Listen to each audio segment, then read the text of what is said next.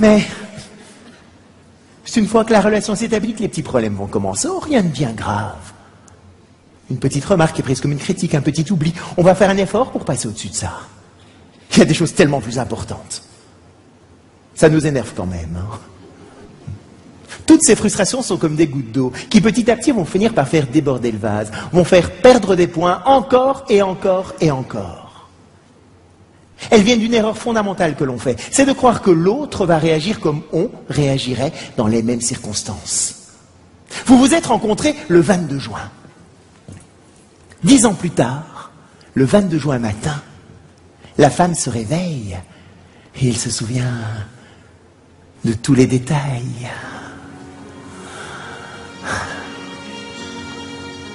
C'est à 9h22. Elle portait une jolie robe à fleurs, assise sur un banc public, sur la grande place, en dessous d'un platane, au soleil. Elle se dit, je suis sûre que quand il va se réveiller, il va me dire, oh ma chérie, tu te souviens? Il y a 10 ans, 9h22, le platane, le banc public, ta robe à fleurs, la grande place, le soleil. Et lui, qu'est-ce qu'il fait? Il se lève, il se rase, il part travailler. Comme d'habitude. Et là, elle se dit, je suis sûre qu'il m'a rien dit ce matin. Parce que ce soir, il va faire une petite surprise. Au bout de 20 ans, elle a compris. Mais au bout de 10 ans, elle espère encore. Il va se passer quelque chose, on va retourner sur la grande place, on va fêter l'événement d'une manière ou d'une autre. Le soir arrive, il rentre, il dîne, il se couche. Comme d'habitude. Et là, elle se dit, voilà la preuve qu'il m'aime plus, salaud-là. Parce que s'il m'aimait, il se serait souvenu qu'aujourd'hui, il y a 10 ans qu'on s'est rencontrés pour la première fois. Ça, c'est vrai dans la logique féminine. Sur Vénus. C'est pas spécialement vrai dans la logique masculine. Sur Mars. Alors, il faut comprendre, messieurs, pourquoi c'est important de vous souvenir du 22 juin. Enfin, pas du 22 juin. Il n'y a rien le 22 juin, messieurs. C'est juste un exemple, hein, d'accord? Non, parce que j'en vois 2-3 qui sont là. Tiens, c'était quand la date de notre première rencontre? Mais en même temps, mesdames, si un homme ne s'en souvient pas, c'est pas spécialement parce qu'il n'y a plus d'amour. C'est parce qu'on est différent. On part en week-end chez nos amis Jacques et Martine. On a décidé qu'on partait le samedi matin à 8h. Samedi matin, 8h moins 2. L'homme est dans la voiture.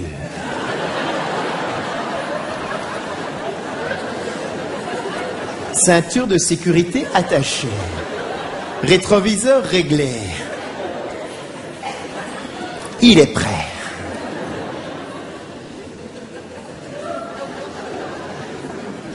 Il n'attend plus qu'une seule chose. Sa femme. Elle arrive à 8h10, n'a pas le temps de fermer la portière de la voiture que les pneus crissent sur le gravier. Mesdames, il y a une chose qui est extrêmement importante pour un homme quand il prend le volant. C'est sa moyenne horaire.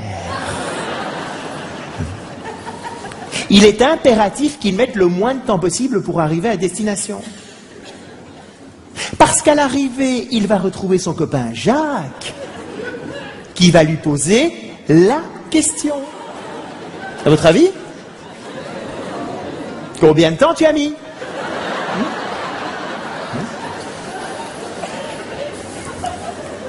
Les hommes parlent entre eux de ce qui est le plus important à leurs yeux. Leur... Non, pas leur voiture, leur...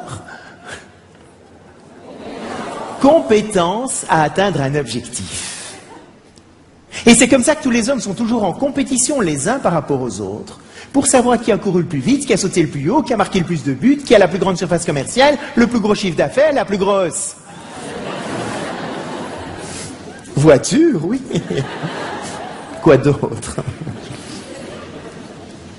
Tout ce genre de conversation est assez étrange pour une femme. Parce que pour elle, ce qui est avant tout important, c'est la qualité de la relation. Et c'est comme ça que Martine va plutôt poser ce type de questions. Comment s'est passé le voyage? Est-ce qu'il était de bonne humeur? De quoi est-ce que vous avez parlé dans la voiture? Est-ce que vous vous êtes arrêté pour manger quelque part? Est-ce que c'était bon? Est-ce qu'il a fait beau? Comment ça s'est passé? Et c'est comme ça qu'on peut comprendre que quand deux femmes se rencontrent, au bout de 5 minutes, elles connaissent le nom des enfants, ce qu'elles aiment bien, ce qu'elles n'aiment pas, ce qu'elles ont mangé la veille. Elles vont partager un ressenti, des émotions. Et le plus extraordinaire, c'est qu'elles vont retenir toutes ces informations.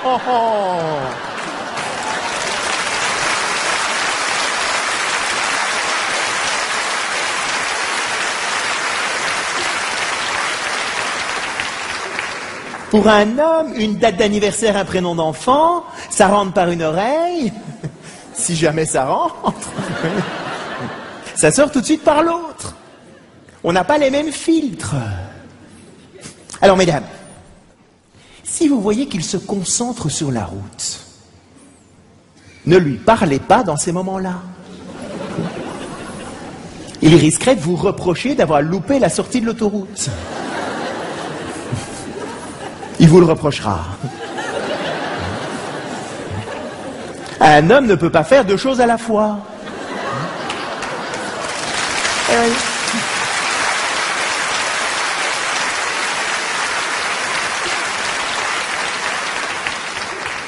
Soit il se concentre sur la route, soit il vous écoute. Il ne peut pas faire les 2 choses en même temps. Il est très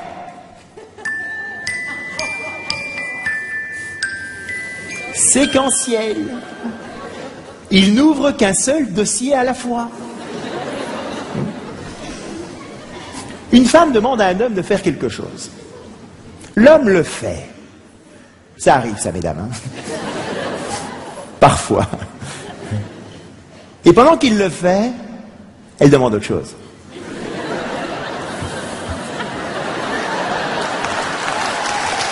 Là.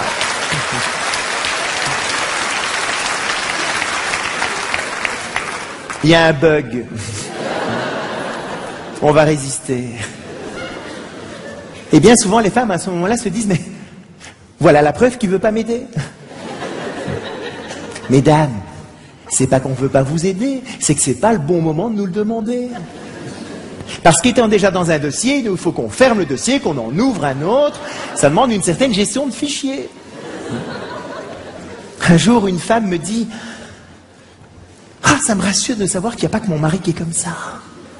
J'ai un peu mal au dos. Et généralement, c'est lui qui monte l'aspirateur qu'on range au premier étage à la maison. Mais l'aspirateur peut être au pied de l'escalier. Il peut monter 5 fois en passant à côté de l'aspirateur sans le prendre. Chaque fois qu'elle voyait ça, 2 points en moins. Évidemment, il l'a vu et il fait exprès de ne pas le monter juste pour m'embêter. Alors qu'en fait, mesdames, c'est pas ça du tout. Pourquoi est-ce qu'il ne montait pas l'aspirateur? Parce qu'il montait pour aller se coucher. Il ne montait pas pour monter l'aspirateur.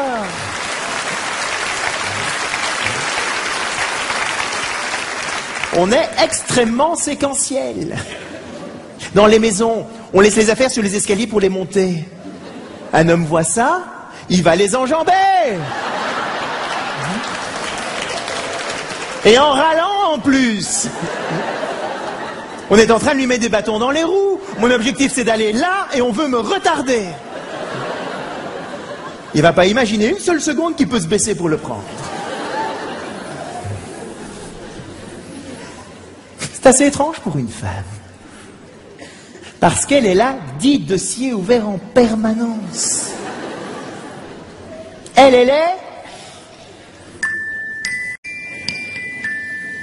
multitâche.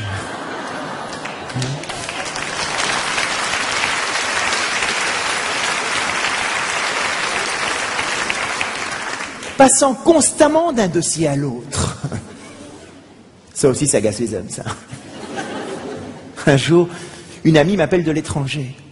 Au bout de 3 minutes, elle me dit « Oh, excuse-moi, il y a quelque chose qui brûle à la cuisine, je reviens tout de suite. » Dépose le téléphone.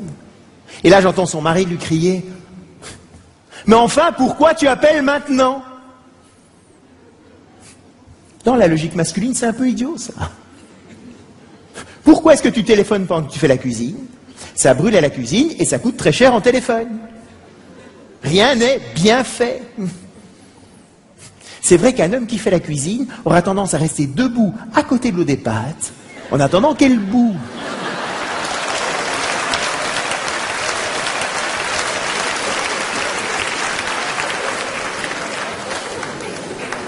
C'est vrai que ça va peut-être pas la faire bouillir plus vite.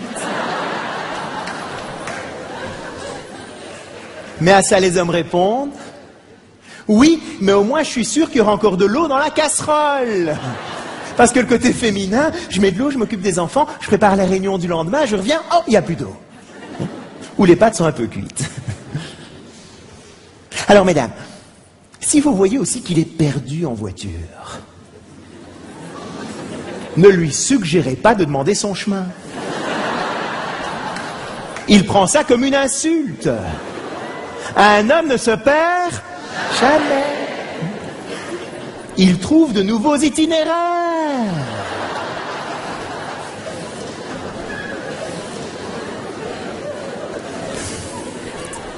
De manière générale, un homme n'aime pas trop parler de ses problèmes. Parce que pour lui, parler d'un problème, c'est montrer son incompétence à le résoudre. Or, comme il se définit par sa compétence, il préfère donc résoudre ses problèmes tout seul. Mais bon, s'il est vraiment paumé, il peut parfois se résigner de demander son chemin. C'est pas évident. Ça lui arrache la gorge. Et d'ailleurs, mesdames, si vous êtes dans la voiture, il va vous dire « Demande-toi ».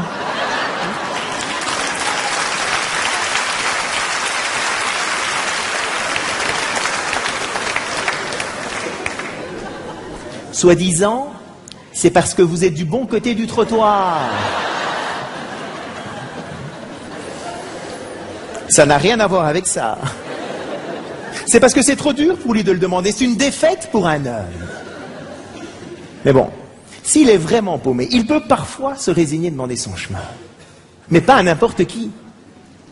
À quelqu'un qui a les signes extérieurs de compétence.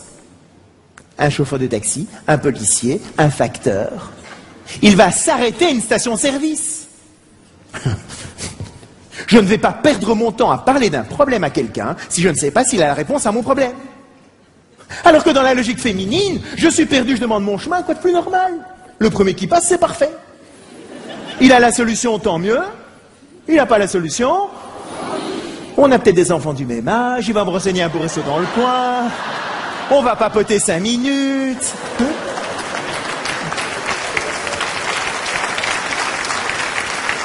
On s'est bien amusé. Et tu lui as demandé le chemin? Oh non, j'ai oublié.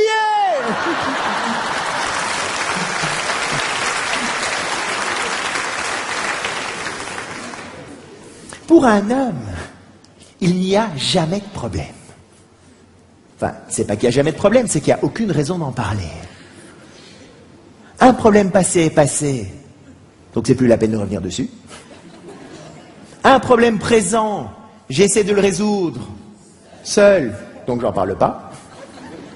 Et un problème futur, on verra bien s'il arrive dans le futur, mais c'est pas la peine de commencer à crêper le chignon pendant des heures pour savoir ce qui pourrait se passer dans 5 ans quand j'ai pas encore tous les éléments en compte pour prendre une décision. Donc pour un homme, tout va bien.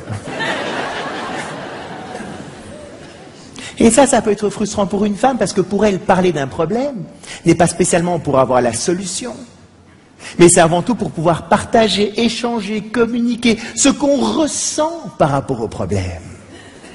Elle veut parler des problèmes. Ayant compris ça, voilà maintenant le type de conversation qu'on peut avoir à la maison. Corinne rentre il y a quelques années à la maison et elle me dit « Ouh là là, dans quel lycée on va mettre Julie ?» Notre fille aînée, Julie. On a 4 enfants. Elle avait 7 ans à l'époque. Dans ma logique masculine, quand j'entends ça, j'ai envie de botter en touche tout de suite. Qu'elle entre d'abord au collège, on verra bien plus tard. Il n'y a pas de décision à prendre maintenant, donc il n'y a aucune raison d'en parler. Mais bon, j'ai compris 2-3 choses maintenant, donc on en parle. On en parle. Mais oui, parce que j'ai une copine qui m'a dit que ce lycée-là, il n'était pas terrible. Il y en a un autre qui est vraiment bien, mais qui est un peu plus loin.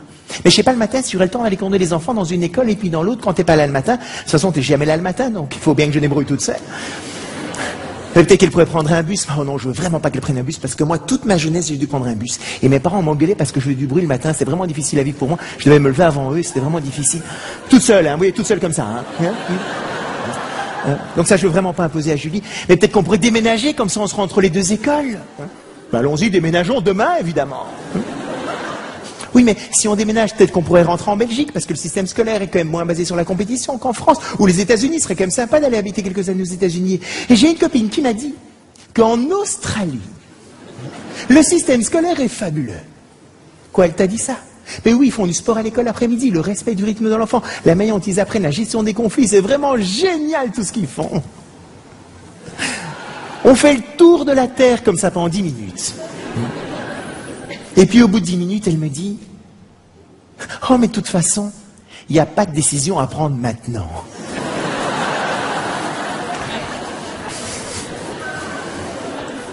Ben non, effectivement. Et de nouveau, dans ma logique masculine, ce que j'ai envie de lui dire à ce moment-là, c'est « Tu sais, ça j'aurais pu te le dire il y a 10 minutes. Ça nous aurait évité de perdre notre temps. » Dans la logique féminine, on n'a pas du tout perdu notre temps. On a partagé, échangé, communiqué. On a renforcé la qualité de la relation. Ce qui peut apparaître comme une perte de temps pour un homme n'est absolument pas une perte de temps pour une femme. Et vice-versa. Ce qui peut apparaître comme une perte de temps pour une femme, c'est de tourner pendant 3/4 d'heure autour de l'église plutôt que de s'arrêter et demander son chemin. C'est pas faux non plus.